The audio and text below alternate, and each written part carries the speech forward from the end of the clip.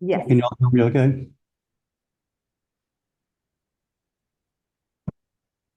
Okay, today we're gonna talk about nature and wildlife photography and a little subtopic I have called little things mean a lot.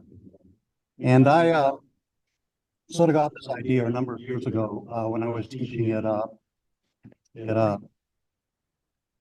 at Disney at the Institute. We had a photographer there from New York named Jay Mizell, and Jay is sort of an iconic photographer out of New York.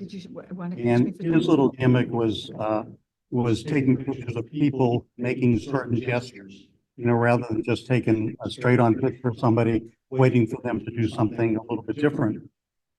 So I thought, well, if it works for people, it can work for animals, and it can also work for landscapes. So uh, that was the premise I had to put this program together. So we're going to go through a bunch of images. Some of them I have a before and after image. Some of them I just if it was a case of an F8 and being there, I don't have a before image, but I'm going to teach you to think about how you look at things and about how you take your images, because it's not always just going out and setting up a tripod, or if you don't use a tripod, just taking one shot, then turning around and walking away. There's sort of a method to my madness. So I've got three shots here that I'm going to start with before I get into the meat of the program of a burrowing owl that we took at on Lake Cypress Road. And there are three shots here, and I took them, click, click, click. And each one of those shots, the owl's head is in a different position. And I'm talking about shooting, 20 frames a second, and I got these three. So this is in less than a second that owl's head is moving. And every time it moves, it just makes you look at the picture a little bit differently. So, in your mind, you sort of create, images of what the bird is looking at and how he is reacting to situations. So we're going to go into that a little bit more. So what I want to teach you to do is to take the best image you can of your camera. Oops, I hit the button too quick. Paying attention to the details. Now I'm going to go into a little bit of basic stuff that you probably all know, but I think it's important, in the realm of this conversation. Everybody looks at images differently. I took this image in Iceland, and we waited for almost 2 hours for that cloud to form over that church. And I entered it in a competition, and someone said, well, you photoshopped that cloud in, so we're not going to give you a good score on it. So I put together this little thing called the evolution of an image, and this is actually what happened. We saw these clouds forming over the ocean, and they started coalescing, then they coalesced over the church. They made the picture on the lower right-hand side, which was in that image, and 30 seconds later, they broke up again. So my point is that everybody looks at images a little bit different. But if you create something a little bit different and create a wow factor with your image and something that makes a person want to look at your image, then you're going to be ahead of the 8 ball. So everyone should follow the basic rules of photography. That's pretty much a given. But then break them, because you look for the unusual. Pablo Picasso said, learn the rules as a pro so you can break them as an artist. And there's a lot of truth in that statement. So the basic stuff, this is what I consider to be important. Sharpness. Your subject needs to be sharp. Sharpness of the eye is critical with birds and animals, because you can accept out of focus body parts as long as the eye is sharp. And catch light in the eye. A friend of mine once said, if you don't have a catch light in the eye, it looks like you just photographed something that came out of a taxidermy shop. But I don't really buy into that theory at all. I think you can have pictures with bright eyes and no catch light and still have pretty viable images. Okay, so leopard we shot in Botswana. I mean, the eyes are tack sharp. An eagle that was taken on a fence post down around Lake Kissimmee in the Joe Overstreet area. Sharp eye. This owl was taken in captivity, so I could get up close to him, but both the eyes are sharp. This was taken on Merritt Island on what I think is one of the best perches for bird life, but the eyes tack sharp in it. And then we have this image. I really love this image, but look at the eye. The eye is not sharp, and I can't do anything with this image other than put it in a presentation saying it shouldn't be there. Okay, where is your subject facing? A lot of people don't think about that. Birds and reptiles have their eyes on the sides of their heads, so it's usually best to have birds facing you at an angle about 45 degrees or parallel to you so you can see the eyes. Mammals have their eyes in the front of their head, so it's usually best to have mammals facing you.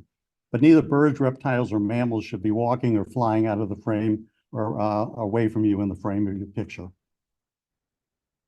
So here we have an American avocet. It's parallel to us, so you can see the eye, and the eye is sharp. Female merganser just caught a freshwater shrimp, and she's swimming away at a 45-degree angle to get away from the male who wants her fish.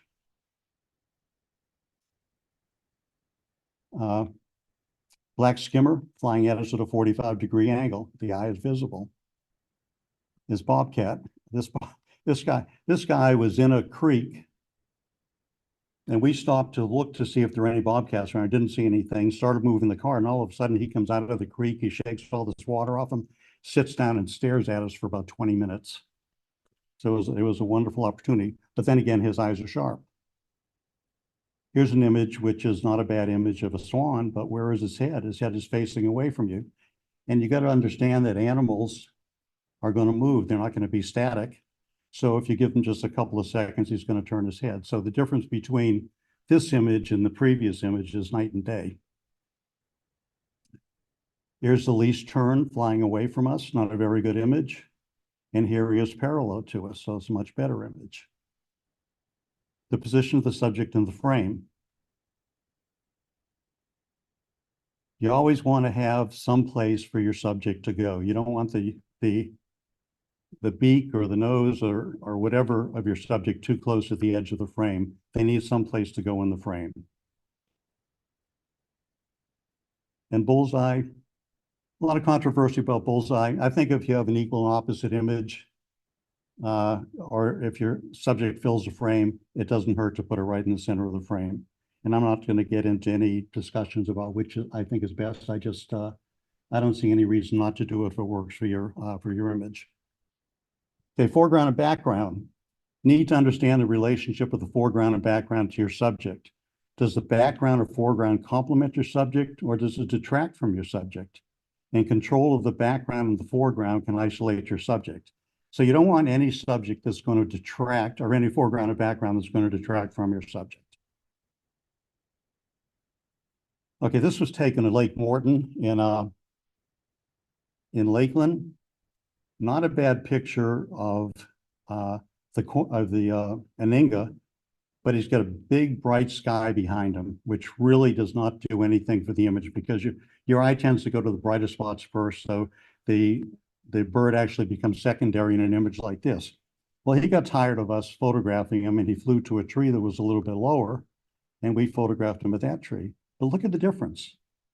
Your eye goes right to your subject because that's the brightest part of your frame. Everything else, all the bright spots are gone. So, be aware of how your background is and how your foreground is and how they relate to your subject matter. Okay, this one, let me find a little. This is a least turn with a chick, and you can see that the depth of field is from here, and you can see the tail, which is only about 6 or 7 inches behind the head of the mother, is completely out of focus. So this is where my subject is, and everything from here is in focus, but everything behind it and everything in front of it is out of focus, because you want the eyes of the people viewing your image to go directly to your subject. And here's one similar of another least turn, but the same thing. From here to right behind the chick is in focus, and everything else is out of focus. So it actually leads the viewer's eye to your subject matter. Kingfisher on a branch on Merritt Island. I don't care what's in the background. We don't need the background, so you want that to be blurry and out of focus. The only thing that's important is the bird, and you want to have the perch in focus. So I chose a depth of field that would put the background out of focus, and give me focus on the kingfisher in its perch. This was taken in Lake Kissimmee. I just love the background in this, and this was not done intentionally. It just happened to be there. But you have water here, you have reeds here, water here, reeds here, forest and sky. But it's just a beautiful combination of out of focus subject, background, which really makes the bird pop. You have to know your subject. You have to understand that there are behavioral patterns that every animal has. And the more you know about the behavioral patterns, the more successful you're going to be in getting good images of your subject. And you have to anticipate what they're going to do. If you know they have routines, then you just anticipate them doing certain things. You have to pay attention to what your subject's doing, because most of these creatures animals are creatures of habit. And a lot of times you just have to get lucky. And the old adage of F8 and being there means something. You just have to have your camera in your hand and be ready to shoot. Yeah, this was taken at Lake Apopka Wildlife Drive. And looks like this gator's just going for a little swim. But I guarantee you, because you're seeing here a reflection of the upper jaw, I guarantee you the lower jaw is down open like this under the water because he's got a fish in front of him. I normally don't like to have out of focus things on my images, but this illustrates a point because right after I took this shot, he lunged at the fish and ended up getting him. And then, well, this one a little bit ahead of me, but I also look for things that are a little bit different. The boat. I'm sorry, this is it's getting a little bit ahead of me. Usually don't see mergansers and buffleheads together. Don't see a lot of buffleheads in this part of the country anyhow, but this was at Vieira Wetlands, and the bufflehead just flew in, and he was only about 4 or 5 feet away from the merganser. And that combination there lasted for about 30 seconds until they realized they were different species, and they really didn't want to be around each other.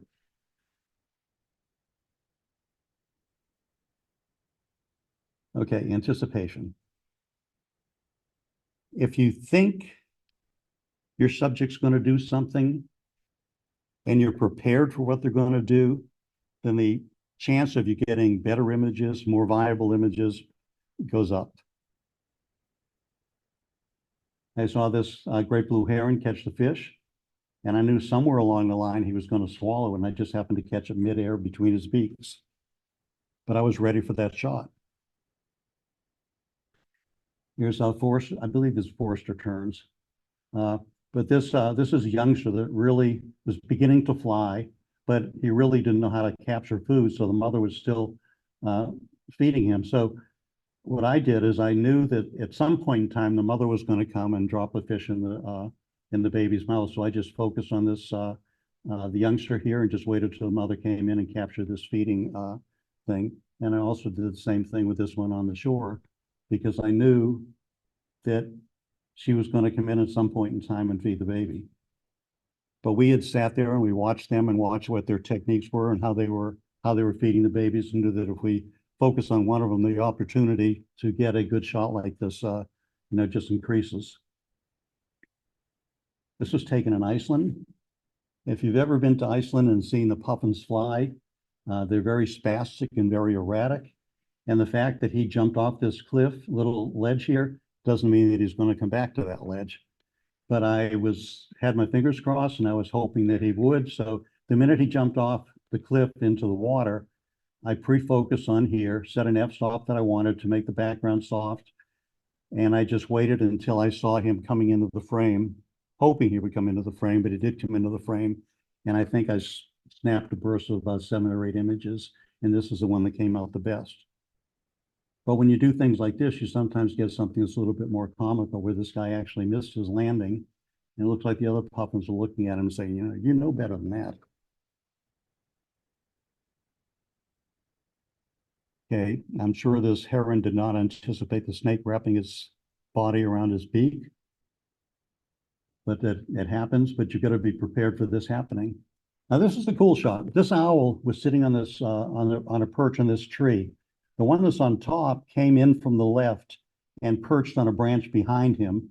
Then all of a sudden, this one takes off. And this guy wasn't getting ready to fly. He just put up his wings to cover his head to make sure he didn't get, caught in the talons. So it's really kind of an interesting picture. And I've never seen owls do that before or since. But again, it was just a matter of, understanding that the two of them were probably not going to stay in the same purchase together, and one of them was going to leave, and I was just prepared for taking the shot. This is the way the snowy egrets feed. They'll fly and they'll just drag their feet in the water, which gets the fish moving, and then they just dunk their heads in the water. And you can't see it on here, but if you look really closely, he does actually have a small little minnow in his mouth. Okay, now getting away a little bit from the birds, I was in Moab, Utah, and I had never taken the LaSalle Mountain Loop, which is a 60-mile loop around Moab through the LaSalle Mountains. And I saw this storm, and thinking that it was just a rainstorm, I drove through, and it ended up being a hailstorm, which really kind of surprised the heck out of me. But I figured that, like animals, the weather systems aren't stationary, they're mobile and they move. So I got on this side of it and I just followed it because it was going south. And a few minutes later, the storm was changing. I mean, here's your hail right here. This is the west. This is the west. This is the east. And you can see where you're starting to get some light in the east. But these roads, have a bunch of switchbacks. So right and east and west are going to change in these images. And then I went with a little bit longer and got this image. So if you're patient and you follow your subject and you understand the way things are working, you can get some good images. And then to boot, I just looked to the west and I got these shots of these stacked ridges. It's really pretty cool. Okay, snail kites, when they fish, well, they don't fish, they get snails. Usually pick up the snails in their talons, but somewhere between where they pick up the fish and where they land on whatever perch they're going to be on, they do a transfer. Now, in all the years that I've been photographing snail kites, I've only seen this twice, and this is the only one I've ever gotten that has a really clear image of it. But it usually happens when the wings are down, when you can't see it. But they're going to, at one point in time, move the snail from their talons into the mouth so they can land and have both feet available. Now here's a series here, which is kind of interesting. This is Elise bittern, and you can see him sitting on top of a post. Now, when they fish, they can stretch out to amazingly long lengths. So here's this next shot where he's actually got his head in the water, where he's stretched out almost double his length, maybe even more. And this one, his head is coming out of the water. And here he's coming out with a fish in his mouth and back into the original position where he's got the fish in the mouth. But if you know that the birds are going to do this, because a lot of times they're not going to jump close to the water. If they can see something in the water and they know they can reach their prey, then they'll do it wherever they can. And because they have the flexibility to stretch themselves quite a bit and get some pretty interesting shots. Innuendos. This is the little things that mean a lot. And this is the stuff that, Jay Mizell was big on, just the little things that people do to make photographing them a little bit more interesting. And so I just sort of took it to a different level. Now, this is an Arctic skua that I photographed in Iceland. And to me, it's just a bird in the air. You don't know where it is. I could have taken it south of Kissimmee. I could have taken it in California. But since the bird is mobile and since he's flying, I just followed it for a while. And I got a second picture of him in front of the mountain range. So this actually gives them a sense of place, and it gives you a little bit more feeling for what your subject is doing. Pintail duck. This was taken on Merritt Island. All the ducks sit around like this, but I figured at some point in time he was going to change. And so he moved his head up like that. And I just think that's a much cooler image than the first one. Waterfall in Iceland is called Svartafoss. The It's basalt columns are behind it. They're hexagonal columns that form the mountain behind it. And this is not a bad picture of the waterfall, but everything that's happening in this waterfall is right here. So this is a gesture, as far in my mind, of what the waterfall is was all about. And so when I zoomed in on that, got a pretty viable picture, which I think is a lot more interesting than the first one. So the point I'm trying to make is just, think about what your subject is doing and what you can do to present the subject in a more interesting way to the people that are going to view it. Okay, we all see spoonbills with a spoonbill in the sky. So I waited till the spoonbill started landing, and then just before he was ready to land, got this shot. Same bird, just following him and taking pictures as I went along. Because they're going to come down, and at some point in time, they're going to give you that angel formation or some other wing formation that is going to be a little bit more impressive than them just flying in the sky. This is an interesting sequence. This eagle, female eagle, was eating a fish. About 50 yards behind it, there's a little stream. And behind that stream, there was a telephone pole that was about 25 or 30 feet tall with a male eagle sitting on top of it. On the other side of the highway, there were 5 vultures. And in the animal world, the bird world, especially in Central Florida, eagles are first, your caracaras are second, and then the vultures come in after that. So we were photographing this female, then all of a sudden, out of nowhere, this vulture from across the road comes flying in.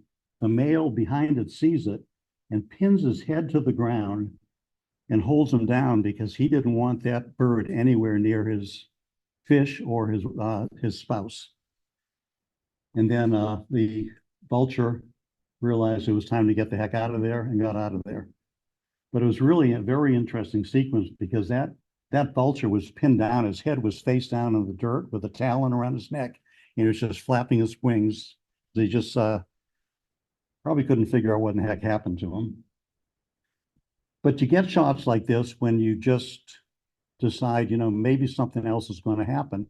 Because I knew the vultures were on the other side of the road. I didn't know that they were brave enough to fly over and try to challenge the eagle. But we were lucky in this situation, and they did. But you got a series of images that are really kind of unique. This was taken in Holland during the tulip festivals. And there must have been 50 people on the road photographing these parallel rows of flowers. And I said, well, everybody that's standing on the road is getting these flowers. But if I get down close to the flowers, put my camera on the ground and shoot up, I get a very much more interesting picture that's a little bit more dynamic and really sort of brings the viewer into it. And I really didn't know what I was getting because at my age, I can get down and take a picture like that, but I may have a problem getting up. So I just sort of laid the camera on the ground and I just hoped for the best. And I took about 3 or 4 images, and this is one of them. And further on down the road, we found a single red tulip in the middle of acres of white tulips. I just look for things different. Dragonflies, everyone sees the dragonflies. But the dragonfly will sit on a perch, and all of a sudden it's going to back off the perch and fly back in, so you can get flight shots. And this is a different dragonfly, but he's flying into his perch. But if you know what your subject is going to do, and you're aware that they're going to do things that are different, then you can prepare yourself for shooting. Swallowtail kite. He has little anole in his talons. So we followed him for a while, and he was getting an in-flight meal. So a lot more impact in this image than the first one. And then a little bit later, another one had his meal just sort of drop out of his talons. I don't think he ever recovered that one. But just little things make a big difference. Most of us have taken pictures of the swallowtail kites flying like this, but in this next shot, he's got his head tweaked. Whoops. He's got his head tweaked a little bit. So that adds a little bit different dimension to the picture. Now, is he looking at us? Is he looking for food? Is he seeing food? You just don't know what. And whenever you can create a question in the mind of the viewer, you have an image that's a little bit more successful. I took a series here of this bee flying toward the flower. Second one with them close to the flower, one with them over the flower, and another one going past the flower. Now, the four of these, which one do y'all like the best? Is number 1, 2, 3, or 4? Any opinions? Okay, my favorite is this one, number 2, for 2 reasons. Number 1, because he's closer to the flower. He's about the same level as the center of the flower, so you don't know whether he's going to go by it or whether he's actually going to go in there and try to get some nectar out of the flower. So I take bursts of usually 3 or 4 shots, and usually within that 3 or 4 shots, because they're all, taken within a fraction of a second, you're going to get some viable images. And this only took a couple of seconds for that bee to fly by. But if you have options, then it's easy to make choices. If you have no options, you can't make choices. This American Abbess that's flying over. I kind of like the fact that there are only 5 of them. You always like to have uneven numbers.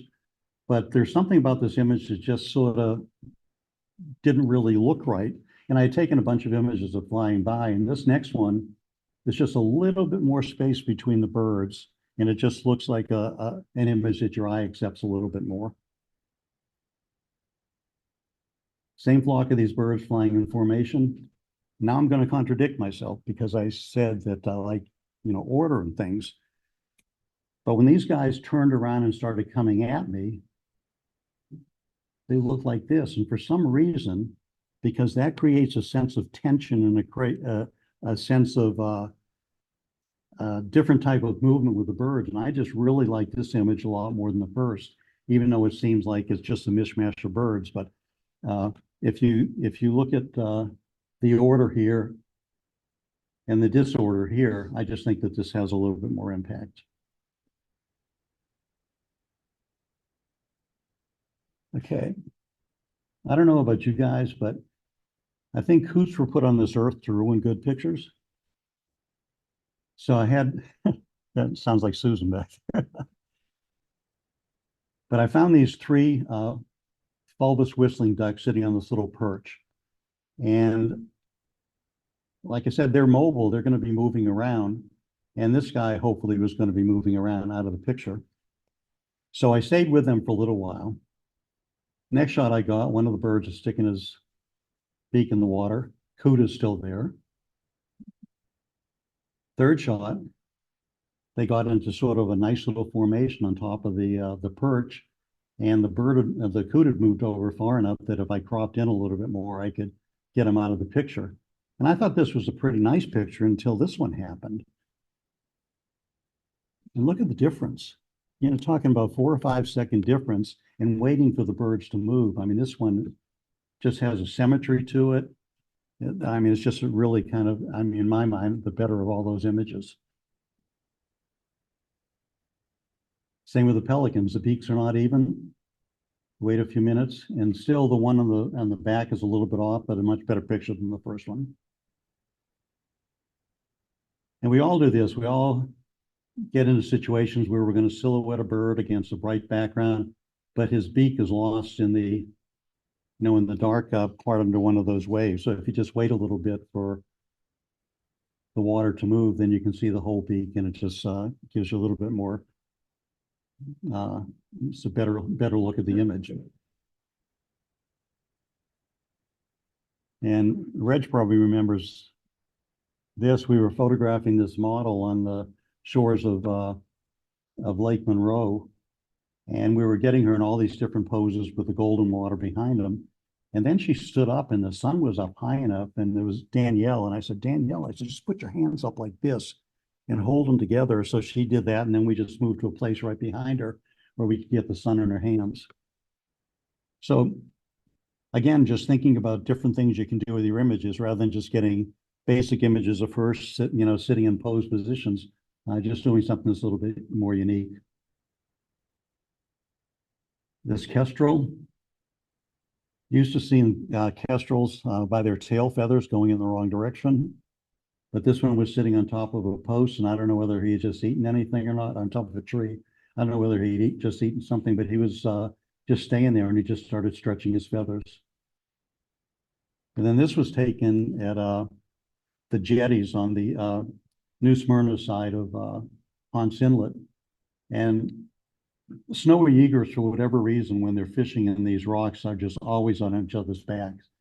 So we photographed these guys jousting with each other for a while. Then all of a sudden, and this is the first image you saw tonight, those two guys jumped up in the air and they were sparring in the air. I mean, they were in different positions, different, their mouths were in different positions, which is beautiful. And plus the sun was going down, so we're getting this nice glow in the clouds.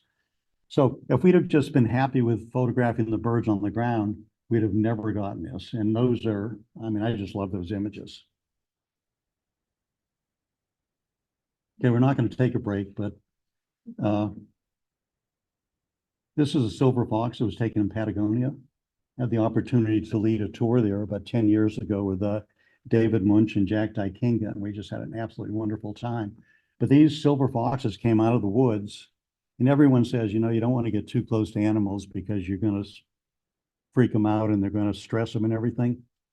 I don't think there's a stress muscle in this fox's body. But he just came, there were about 4 or 5 of them that came, and they just looked at us. This one lay down in front of us, and the others sort of walked away. Okay. Now, to get images that people are going to react to, you want to think out of the box, because this is where the wow factor comes from. But you have to be prepared. You have to know your camera. You have to have your camera ready. And you want to break the rules because this will catch the viewer's eye.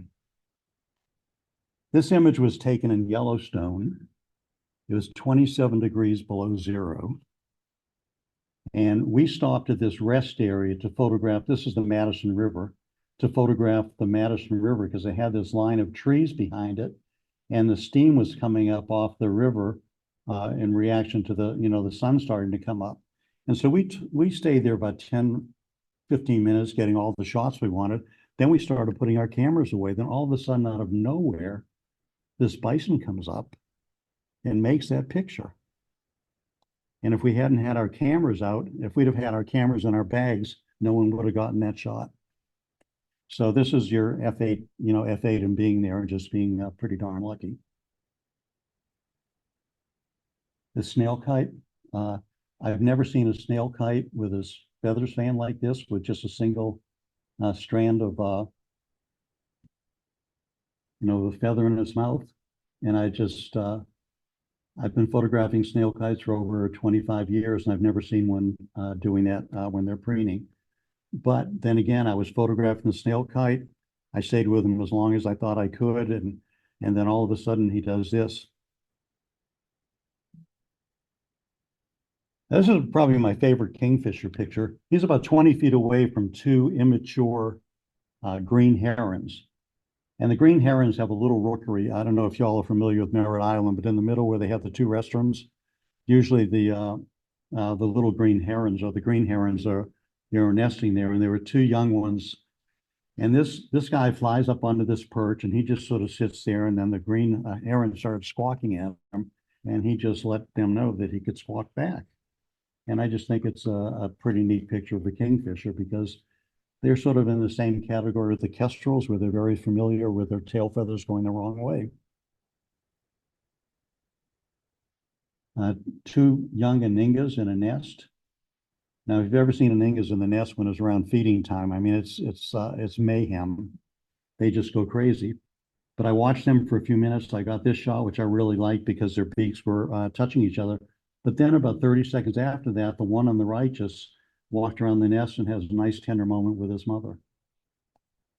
And I really like this better than the other one because it sort of shows the warm side of the animals. Great horned owls. This was taken in Kissimmee, and then this one was taken at a park in Calgary. But just looking for something different. We didn't even see this one till we were starting to walk away, and he just popped his head up out of that little hole in that tree. okay, wood ducks, probably one of the prettiest ducks out there. But I learned that with ducks especially, that if they're sitting in the water looking kind of calm and peaceful like this, and you start seeing the water start to ripple around them, then you know they're getting ready to jump out of the water and do something. And I was sitting in my car, and this is a little pond that a friend of mine made when he was building his house. And I was about maybe 50 yards away from him, shooting with a 600 millimeter f4 lens out of the car. So I just, set the f-stop at f5.6 so I could make it as soft as I could in front and behind him. And then all of a sudden I saw the water starting to jiggle around him, and I got this shot. And I thought it was kind of cool. But if I hadn't been aware and prepared and known what the bird was going to do and what kind of actions they have before they take off, then I would have never gotten the shot. Another wood duck. Now, Central Florida doesn't have a lot of red water, but this was taken on Emerald Lake, which is sort of southeast of downtown. And there was a house on the other side of the lake where they were doing some construction in the backyard. And they had up this red plastic fence.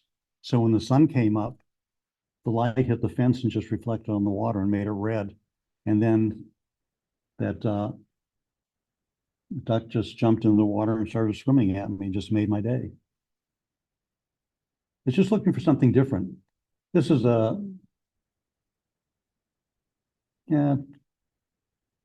this is Lunenburg. Lunenburg is on the $2 coin in Canada. And I just did a 7-shot vertical panoramic and stitched it together and then made it high key just to get something a little bit different. I took this on the island of Bali. We went out one morning to photograph these guys. These are Oriental fishermen, and they wear these big straw hats, and they just they walk into like mid-calf, mid-thigh deep in the water and use these cane poles to fish. Now, there was a line of about 10 of these outriggers there, and everybody was taking pictures of the outriggers, and everyone was ignoring the fishermen. So I was shooting the fishermen, and I was getting ready to leave, and I said, well, everyone's taking a picture of the line of these boats. So I just, I had a 20 to 35 millimeter lens. I put my tripod as close to the ground as it could, enough for me to get my head under it so I could look through the viewfinder, and I just composed this image. So this, to me, says a lot more than just a row of boats. It's just a little bit abstract, a little bit more colorful, and I still got my fish on. This was taken in Amsterdam, sort of a housing area in Amsterdam, and I really like this. Anyone have any idea what this is? Yeah. So it's the roof of a Volkswagen. And it was on the other side of the canal, and as I was walking by it, I just glimpsed at it and saw the reflection, the curved reflection of the houses on the other side of the canal, and stopped and took an image. But it's just thinking of seeing things a little bit differently.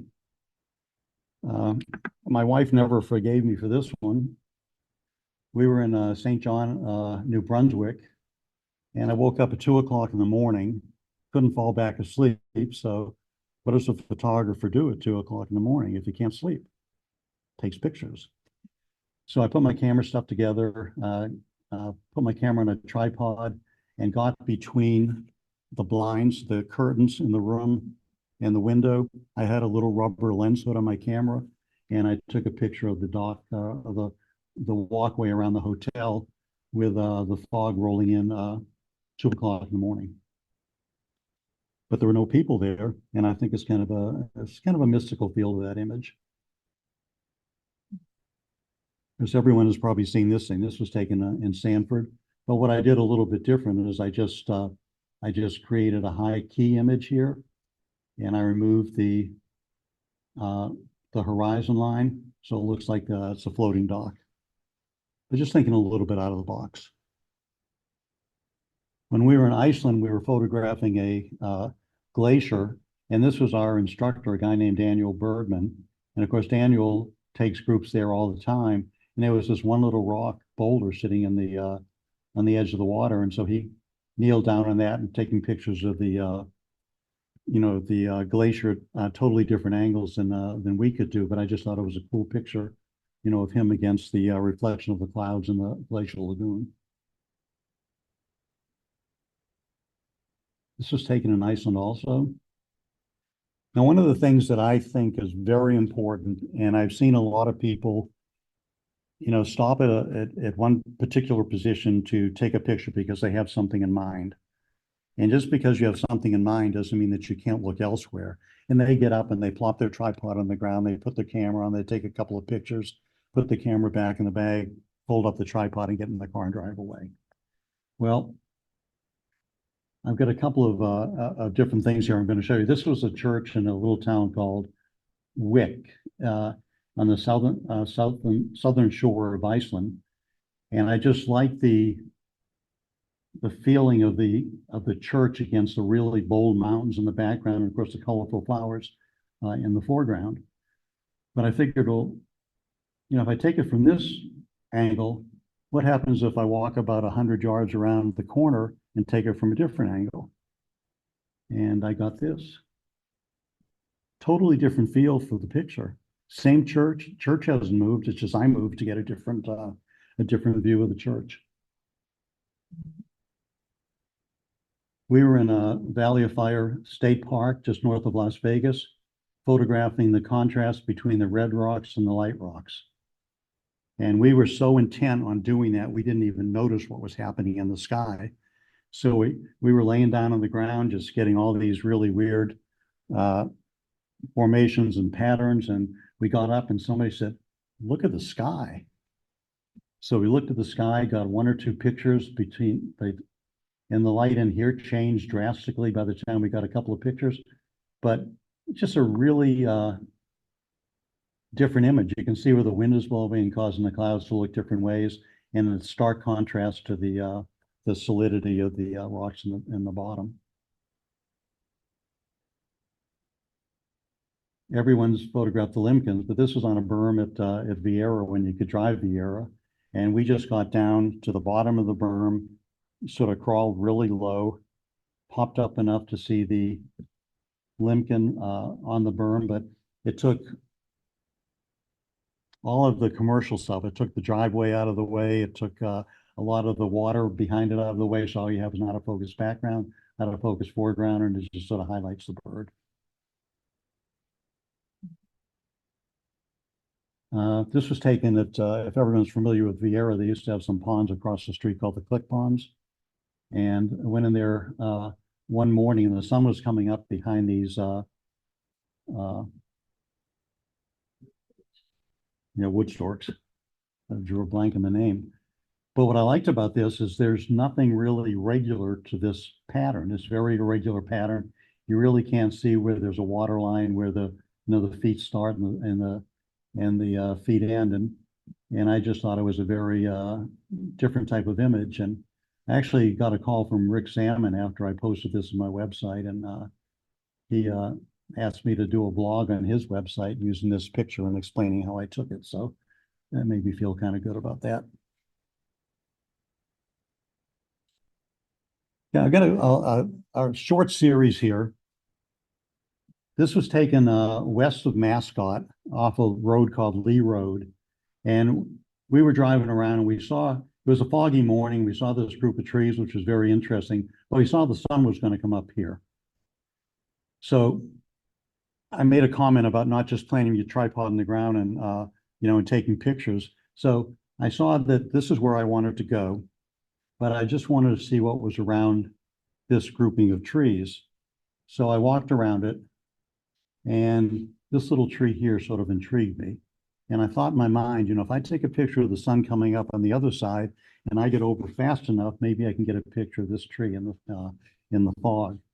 So I got my picture of the sunrise, and we took a bunch of pictures, of the sun coming up. Then I ran as fast as an old man can run to the other side of that little grouping of trees and got this picture. But I was the only one in our group that got that picture because nobody else moved their tripods. They all just planted them to get the sunrise and didn't even think about going anyplace else. And then when I finished taking this, I looked to the right and there was this old fence line which is just wonderful. So it's a matter of, just thinking out of the box and going someplace different and just being a little bold with what you do. Just a simple reddish egret and some reeds. Not a bad picture. But when he moved a little bit, I think that's a much more viable picture. So you can remember these animals are going to move. They're going to do things a little bit different. And you just have to, stay with them to get better images. This was taken on Cape Breton Island in Nova Scotia. And I really liked this picture, but I just felt really uncomfortable with the top of the tree there and with not being a lot of space here. So all I did was back up about 10 feet and took this image, and it just has a totally different feel. So it's not only understanding what animals are going to do, but knowing how you can change scenics and change the way scenics are going to affect people's vision when you just move a little bit. How about taking a sunrise and a drop of water on a piece of barbed wire? We were out photographing sunrise, and I had a macro lens with me, so we saw this thing, and I shot it at f/22 on a tripod, and just kept my fingers crossed that I could get it in focus. But I just really like that, and it's just so different. Getting a spider on a web. This was shot with a 600mm lens at about 100 feet away from the spider. We were walking back to the car, and I saw the spider web over some water between two plants and took that picture. But just sort of looking for things that are a little bit different. A blizzard on the snowfield highway between Banff and Jasper, Nova Scotia. I rolled the window of the car down. I set my camera in manual mode at a 1-second exposure, stuck the camera out the window, pressed the button, and that's what I got.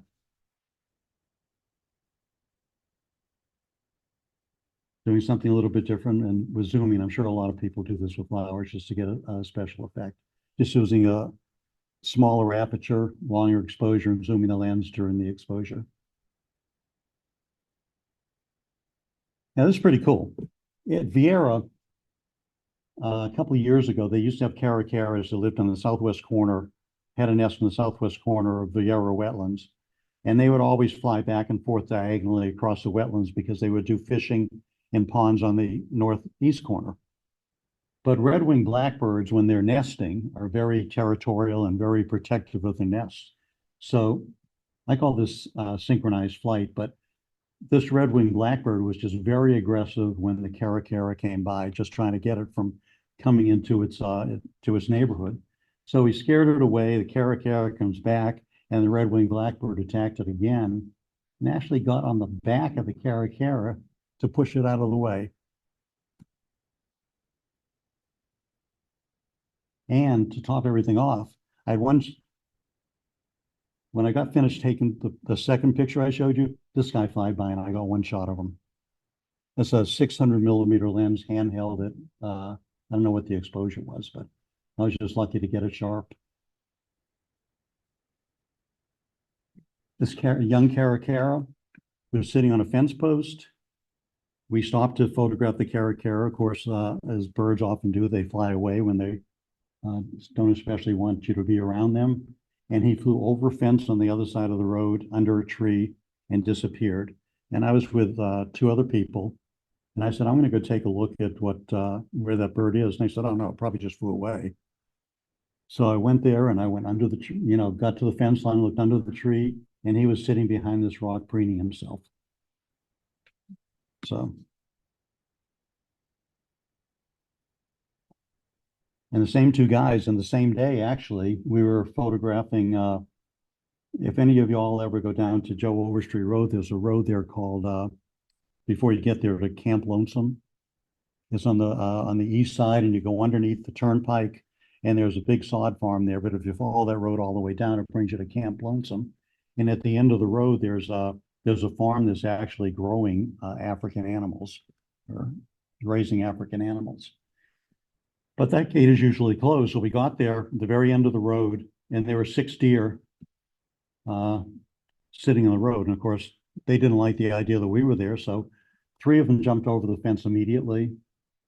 2 went a few minutes after that. And then the last one was just sort of standing around the side of the post, and we didn't think we could get any shots.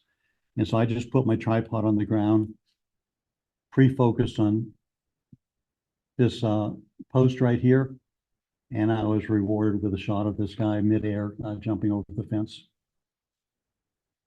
But it's only because I have the wherewithal, if you will, to think that something different might happen. Okay, polar bears up in Manitoba. His mother is feeding his baby. When she gets done feeding, the baby gives his mother an obligatory kiss to thank her for the food. And a lot of people stopped taking pictures here, and I just waited another minute longer, and I got what I thought was the best picture of them all. It's just a real tender scene between a mother polar bear and its cub. This was just taken Lake Eola downtown.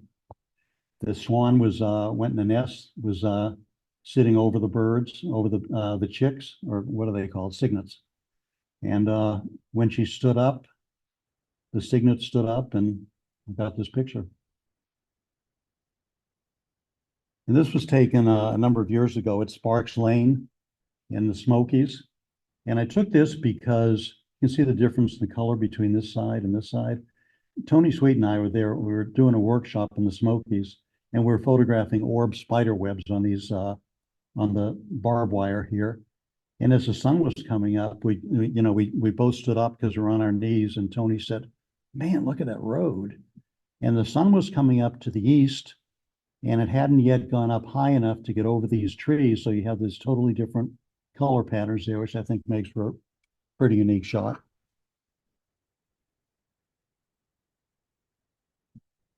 This was taken from Ecola State Park, just north of Cannon Beach, Oregon.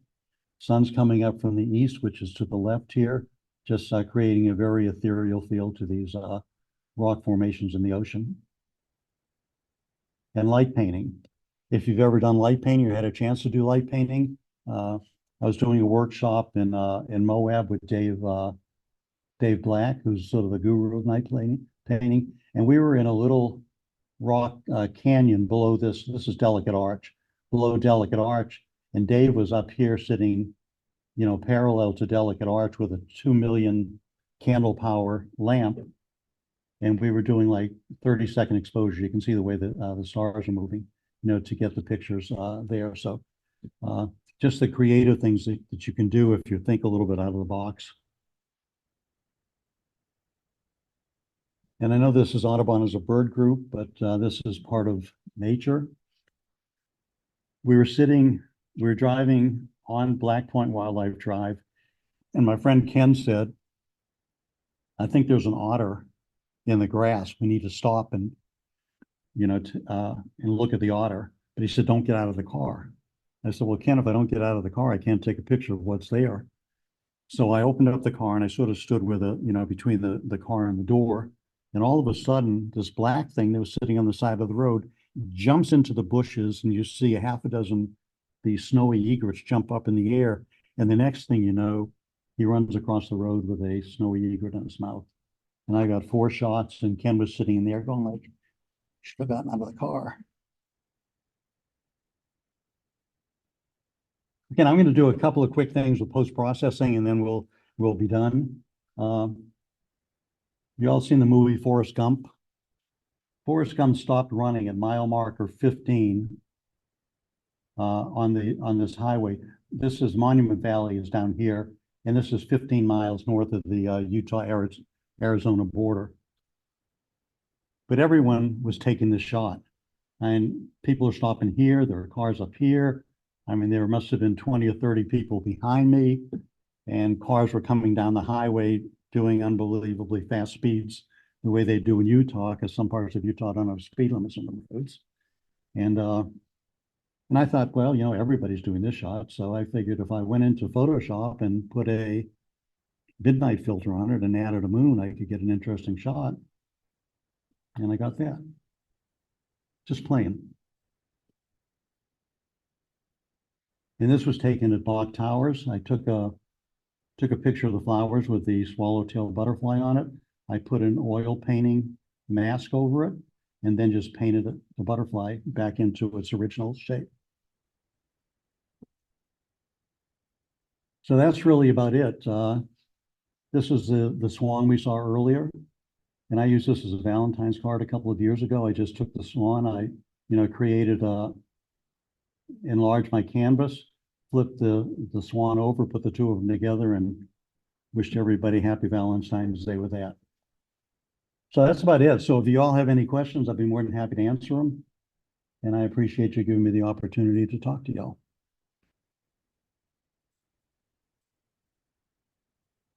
Yes. Question having to do with your subject of anticipation. I'm sorry.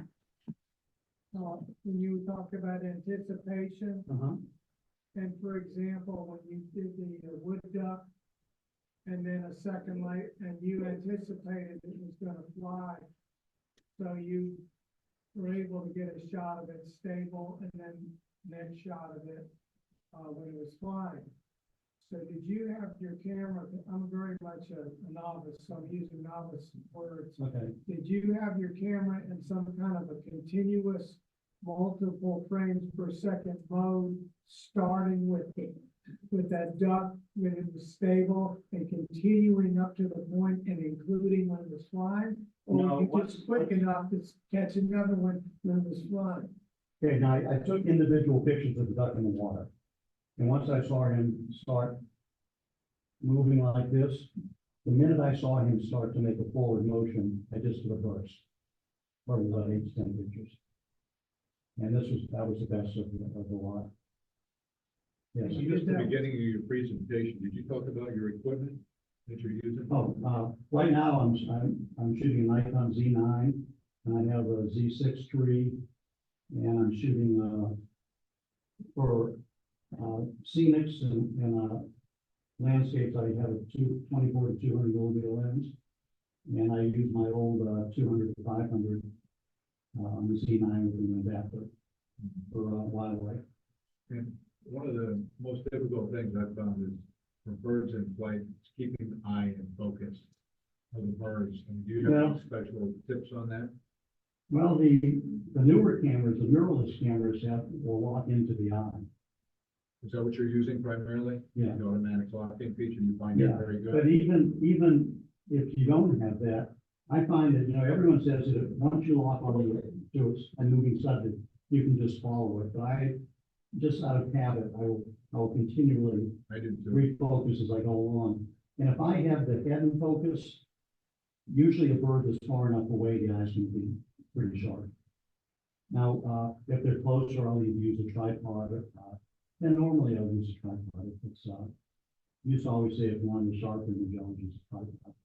Where did you get those owl pictures early on in the presentation? No, it was you mean the burrowing owls? Or the gray horn with the gray horn in flight? That was taken. There was a nest in Kissimmee, just south of Lake Toho. I think it was on Massachusetts Avenue, and there was a tree that went over the road, and I don't think it was Audubon. There was some other birding group that had a camera in the nest, and we, and I knew one of the guys who was doing that, but I wasn't the only person. There were all kinds of people there taking pictures, but I don't think they're there anymore. How much post-production? I'm sorry? How much post-shot, with your computer, are you adjusting color, tint, I don't do a lot of color change. I do a lot of cropping because I usually, for me, it's easier to focus on an animal when you're right in the center of the frame. Some people say, well, you put your, your focusing sensor where you want the animal to be in the frame. But I find it's a lot easier if I focus on the animal in the center of the frame. And then if I'm shooting a 45 megapixel, capture, I can take half of that frame away and still have a 24 megapixel capture, which would be big enough to make an image to put on the walls here. So I'm really not concerned with that. What are you printing pictures out on?